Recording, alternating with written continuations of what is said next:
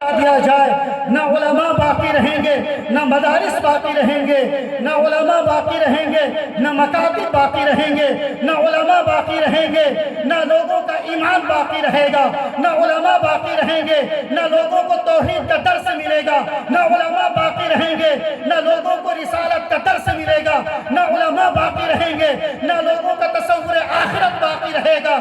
اس لیے سب سے زیادہ انگریزوں کے نشانے پر اور ٹارگٹ میں اگر کوئی تھا تو وہ علماء کرام تھے۔ علماء کرام ان کے نشانے پر تھے۔ علماء کرام نے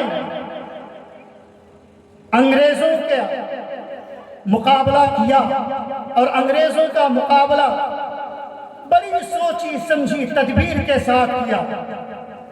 دین کی حفاظت اور دین کی بقا کے لیے علماء کرام نے جگہ جگہ دینی مدارس کا جال بچھایا اور عوام الناس کا رشتہ، عام لوگوں کا رشتہ دین اسلام کے ساتھ جوڑنے اور باقی رکھنے کے لیے مکاتب دینیہ کا نظام قائم کیا۔ اگر علماء کرام نے مدارس و مکاتب کی بنیاد نہ رکھی ہوگی تو آج جامعہ اسماء البنات کے بینر تلے نہ ہماری بچیاں بہن اور بیٹیاں فارغ ہوگی، نہ اس نسبت پر جلسہ ہوتا، نہ اس نسبت پر آپ اور ہم یہاں جمع ہوتے۔ مدارس اسلامیہ اگر باقی نہ رہتا تو مسلمانوں کی نشانی کے طور پر سوائے چند عمارتوں کے اور کوئی چیز باقی نہیں رہتی۔ نہ آپ کے سر پر ٹوپی ہوگی، نہ آپ کے چہرے پر داڑھی ہوگی، نہ آپ کی زندگی میں سنت و شریعت ہوگی۔ اس لیے مدارس اسلامیہ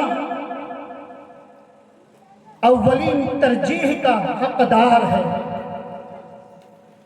ہم سب کی یہ دینی اور ملی اور ایمانی ذمہ داری بنتی ہے کہ جہاں جہاں مدارس چل رہے ہیں ان مدارس کا ہم دست بازو بنے اور ان مدارس کو ہم استحکام اور دوام عطا کرنے کی کوشش کریں۔ عزیزان محترم، مدارس اسلامیہ کی اہمیت کو آپ سمجھیے۔ حضرت علی میاں ندوی رحمت اللہ علیہ کی زبانی حضرت علی میاں ندوی رحمت اللہ علیہ نے ایک موقع پر فرمایا کہ مدارس کا قیام میڈیکل کالجز سے بھی زیادہ ضروری ہے۔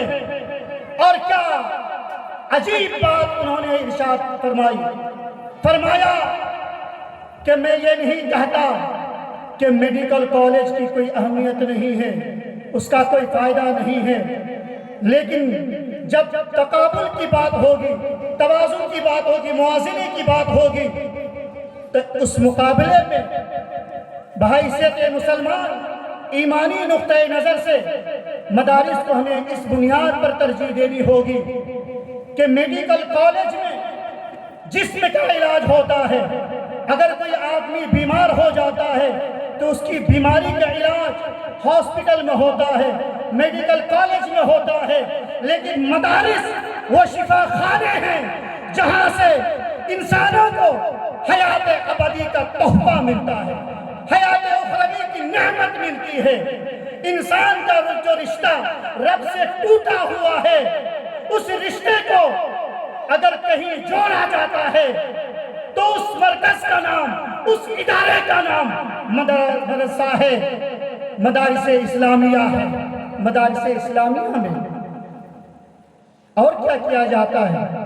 انسان کو انسانیت کے سانچے میں ڈھالا جاتا ہے، انسان کے رشتے کو رب سے جوڑا جاتا ہے، انسان کی زندگی میں شریعت داخل کی جاتی ہے، سنت و شریعت اس کی زندگی کا ہدف اور ٹارگٹ بنا دیا جاتا ہے، اور دنیا کی بڑی سے بڑی دولت کو بھی وہ دین کے خاطر قربان کرنے پر آمادہ اور تیار ہو جاتا ہے۔ مدارس اسلامیہ میں ایسا ذہن دیا جاتا ہے اور ایسی ذہن سازی کی جاتی ہے۔ اب آئیے